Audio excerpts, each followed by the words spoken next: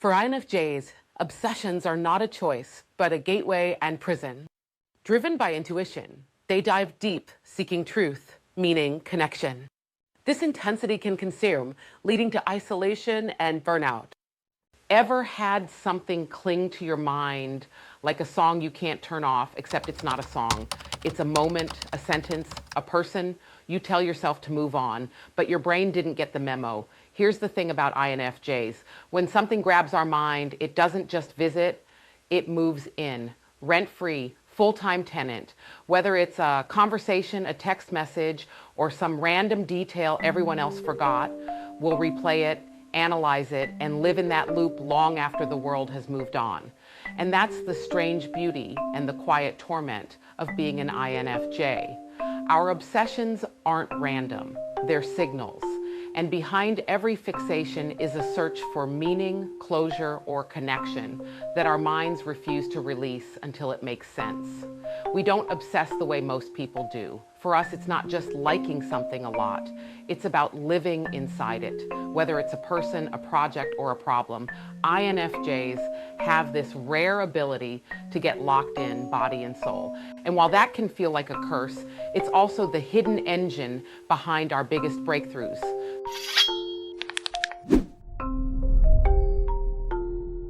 So today, we're diving into what really drives INFJ obsessions, the blessing, the curse, and the neuroscience behind why letting go feels almost impossible.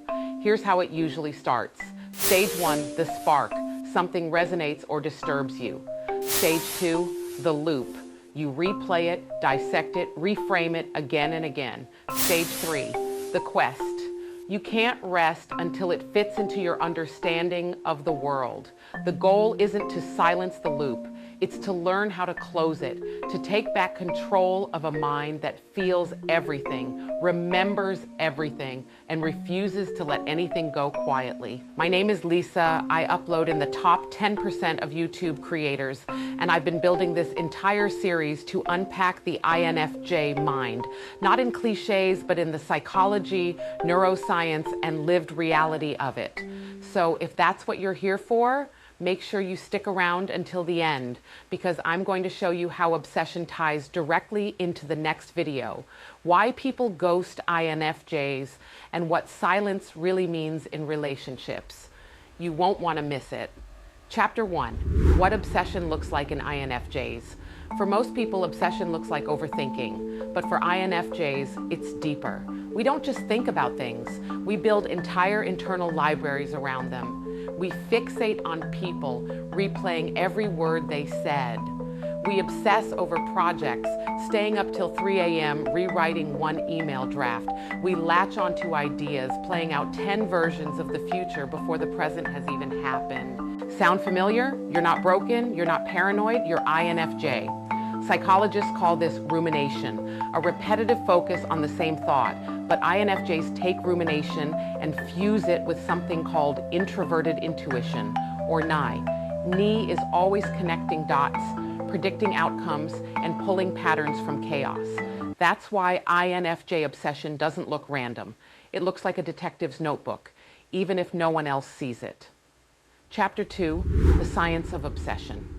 Let's break this down with neuroscience, because obsession isn't just personality, it's wiring. Dopamine loops. Studies show that when the brain anticipates a reward, dopamine spikes. For INFJs, that spike doesn't just happen with rewards, it happens with patterns. That's why one text, one look, one offhand comment can light up our brain for days. Mirror neurons. Research on empathy shows we literally simulate other people's emotions inside our own nervous system. INFJs have hyperactive mirror systems.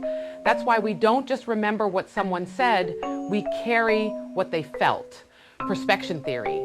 Psychologists also talk about perspection, the ability to mentally simulate the future. Most people dip into this once in a while. INFJs, we live there. Obsession is partly our brain's way of rehearsing reality. So the next time someone tells you to just stop thinking about it, yeah, they don't get it. You're not overthinking. You're running a NASA-level simulation in your head.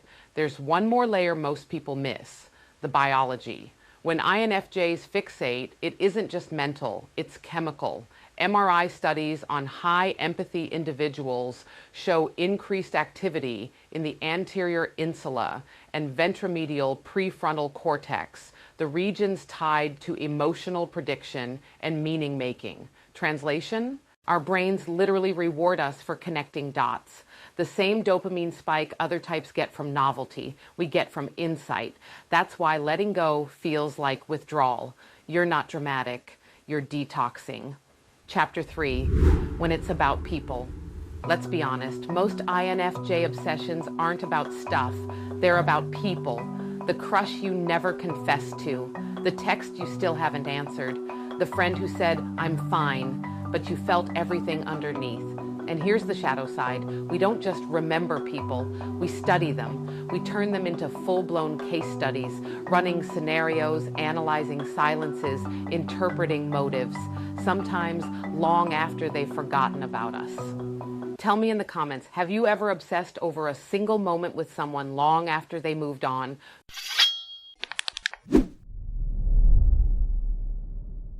Culture also shapes obsession. I grew up in a household where excellence wasn't optional, it was identity. So when you mix an INFJ's perfection-seeking mind with a culture that equates love with performance, obsession becomes survival. You don't just analyze people, you anticipate disappointment. You don't just dream, you rehearse protection. If you grew up in a culture of pressure, tell me in the comments, does your mind ever let you rest? Chapter 4, when it's about projects or purpose. Now let's talk projects, because INFJs don't half love anything. When we care, we overcare. We don't just write the essay, we rewrite it 12 times. We don't just pitch the idea, we build an entire imaginary company around it in our head.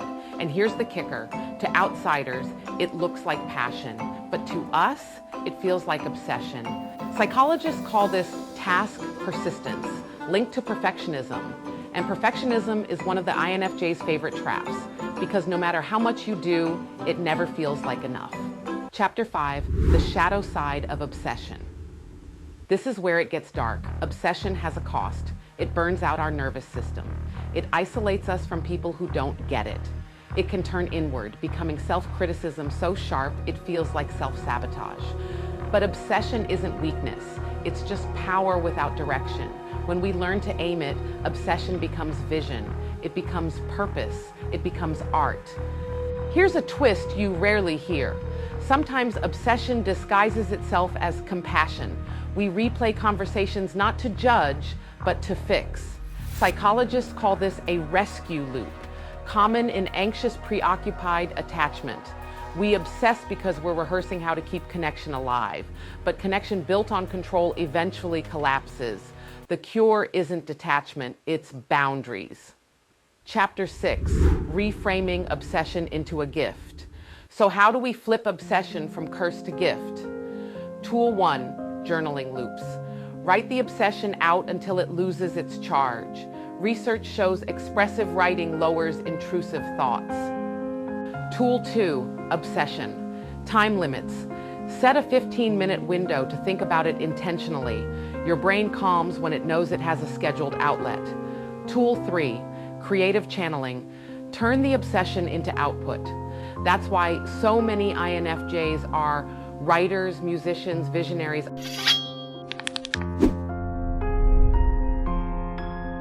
Our obsessions don't die until we express them. And here's where this gets even more powerful, because obsession doesn't just live in your head, it shows up in your relationships too. And that's exactly what the next video is about. Why people ghost INFJs and what silence really means. You'll want to click on it as soon as this ends. Obsession also fuels genius when it's channeled. Psychologists studying flow states found that people who enter deep absorption, the INFJ specialty, produce 5x more creative output. The key is timing the dive. When you feel that obsessive pull, don't fight it, schedule it. Give your mind a playground instead of a prison. So here's the truth, INFJs aren't overthinkers. We're pattern keepers, we're vision holders, and yes, Sometimes we're obsession specialists, but if you've ever felt trapped by your own mind, just remember, we live in an age that rewards obsession. Algorithms are built to mirror our fixation back to us. Scroll long enough and your digital feed becomes your subconscious on autoplay. For INFJs, that can be dangerous or enlightening because the internet is just an externalized version of what we already do internally. Study patterns, seek meaning, chase resolution. Obsession is only dangerous when it has no outlet. When you give it form, you give it freedom. Now go check out the next video in this series, Why People Ghost INFJs and How to Reclaim Your Power When Silence is Used Against You. Trust me, you don't want to miss that one.